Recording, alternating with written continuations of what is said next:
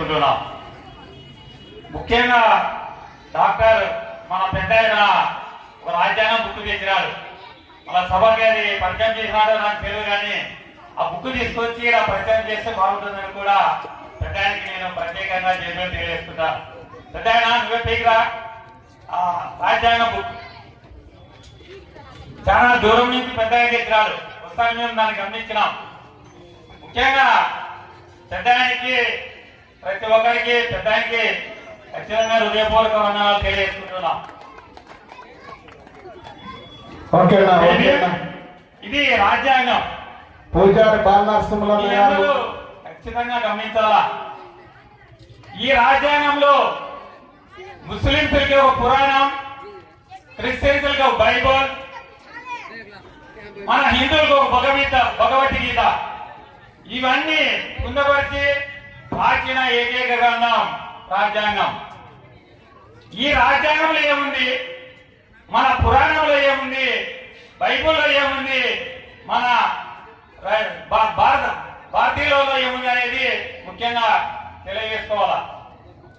ఎందుకు doctor Ambedkar sir అన్ని కులాలని ఏకం చేసి రాసిన గ్రంథం మన రాజ్యాంగం. ఇప్పుడుండే పాలకులైతే ఒక ముస్లిం సోదరులని బీజేపీ ప్రభుత్వంలో గ్రోధ అనే ఊరిలో కనీసం అంటే 100 మందిని హత్య చేసినది బీజేపీ ప్రభుత్వం. ఇప్పుడుండే ఈయన నరేంద్ర మోడీ సార్ మణిపూర్లో వేల మందిని హత్య చేసినది ఏదంటే ఒక బీజేపీ ప్రభుత్వం.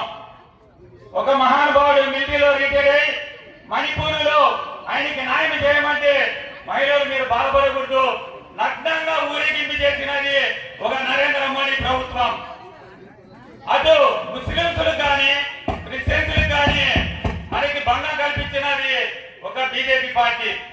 మన ఈ బీజేపీ పార్టీని మనం అధికారంలో తెస్తే బడుగు బలహీన వర్గాలకి అన్యాయం అవుతుంది తప్ప న్యాయం జరగలేదని కూడా ఈ మైకి ఎక్కడైతే వినపడుతుందో అక్కడందరూ ఇక్కడికి రాకపోయినా పర్వాలేదు, కానీ మీరు కానీ దీని గురించి ఖచ్చితంగా తెలుసుకోవాలని మీ అందరికీ తెలియజేసుకుంటున్నాం. ఇంకా మనకి ఓటకు ఏ విధంగా వచ్చింది. ఇంగ్లాండ్ లో ప్రభుత్వం పోయినప్పుడు మీకు డాక్టర్ అంబేద్కర్ సార్ ఒక క్వశ్చన్ వేస్తున్నారు. ఇంగ్లాండ్ వాళ్ళు, బ్రిటిష్ వాళ్ళు గాంధీ మహానుభావుని అడిగితే ఏమన్నాడు ఆయన, మాకు చదువుకునే వాళ్ళకి వస్తే ఖచ్చితంగా ఓటకు ఇస్తామని చెప్పిన మహానుభావుడు గాంధీ మహానుభావుడు. పటేల్ సార్ ఆయన ట్యాక్స్ కట్టే వాళ్ళకి ఓటకు ఉండాలన్నారు.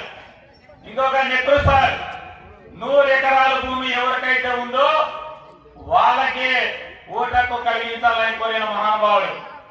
కానీ డాక్టర్ అంబేద్కర్ సారు 21 సంవత్సరం ఎవరికైతే ఉందో వాళ్ళకి బడుగు బలహీన వర్గాలకి ప్రతి ఒక్కరికి ఓటకు కావాలని కోరిన వ్యక్తి డాక్టర్ అంబేద్కర్ సార్.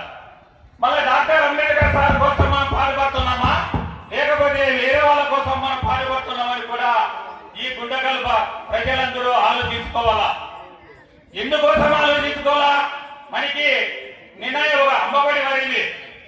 ఎంత పడినా అమ్మఒడి మన సొత్తు. ఒక కరెంటు బిల్లుకి 80,000 పెంచిన మాత్రాన పోయిన సంవత్సరంలో 150,000 కోట్లు లాభం వస్తే దాంట్లో 70,000 కోట్లు అమ్మఒడి వేశారు. ఈ సంవత్సరం కరెంటు బిల్లు కింద 2,000 కోట్లు వస్తే 100 కోట్లు పంచి మళ్ళా 100 కోట్లు వాళ్ళు సహా చేసినది ఈ కూటు ప్రభుత్వానికి పెద్దగా చెప్పుకుంటున్నారు. కూట ప్రభుత్వం మాకి అమ్మఒడి వేసాం మహానుభావులు అని చెప్తున్నారు, ఇంటికి ప్రచారం చేస్తున్నారు. ఏమి సొత్తిస్తున్నారా అని కూట ప్రభుత్వానికి కూడా మేము తెలియజేసుకుంటున్నాం. ఇంకా మనకి రాజ్యాంగ అధికారం ఏ విధంగా వస్తుంది, కాపులకు ఒక పార్టీ ఉంది, మళ్ళా బాబులకు ఒక పార్టీ ఉంది, కమ్మలకు ఒక పార్టీ ఉంది. మన బహుజనులకు ఎన్ని పార్టీలు ఉన్నాయి అది మనకు గుర్తించిన రోజు డాక్టర్ అంబేద్కర్ సార్ ఏ విధంగా అయితే బడుగు బలహీన వర్గాల కోసం పాటుపడి రాజ్యాంగాధికారం కోసం మీ బహుజనులంతా ఏకమై మీరు పార్లమెంట్ లేకపోతే మీకు న్యాయం చెప్పిన ఏకైక వ్యక్తి doctor Ambedkar sir. Kanshi Ram sir BSP party తెచ్చిన మహానుభావుడు.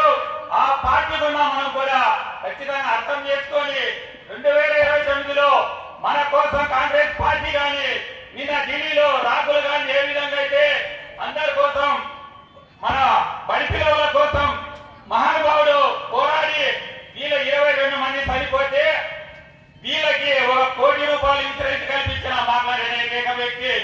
రాహుల్ గాంధీ అదో.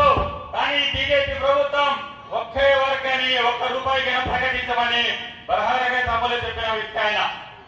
ఇంకా సార్ మొన్న 2022లో బీజేపీ ప్రభుత్వం మాట్లాడుతుంది 404 సీట్లు వస్తే రాజ్యాంగం తీసేస్తామని. ఇప్పుడు రాజ్యాంగం తీసేస్తే కనుక మనం ఇంకా సభలు పెట్టుకునే అవకాశమే ఉండదు. మనం వచ్చి ఏ ప్రభుత్వం ఉందో ఆ ప్రభుత్వం వాళ్ళు సభలుకునే ఈడ్చి ఢిల్లీలో విధంగా జరిగింది ఆ విధంగా జరుగుతుంది. తెలుసుకొని జరగబోయే దినాలలో 29లో కనుక బీజేపీ పార్టీని దించకపోతే మనం అందరం చాలా ఇబ్బంది పడుతామని మీకు తెలియజేస్తుంటూ ఈ ఇచ్చిన అవకాశం ఇక్కడ ముందున్న పెద్దలకి ఇక్కడ ఉన్న వేగందరూ కూడా ప్రత్యేక జైలు తెలుసుకుంటున్నాం. జై భీమ్.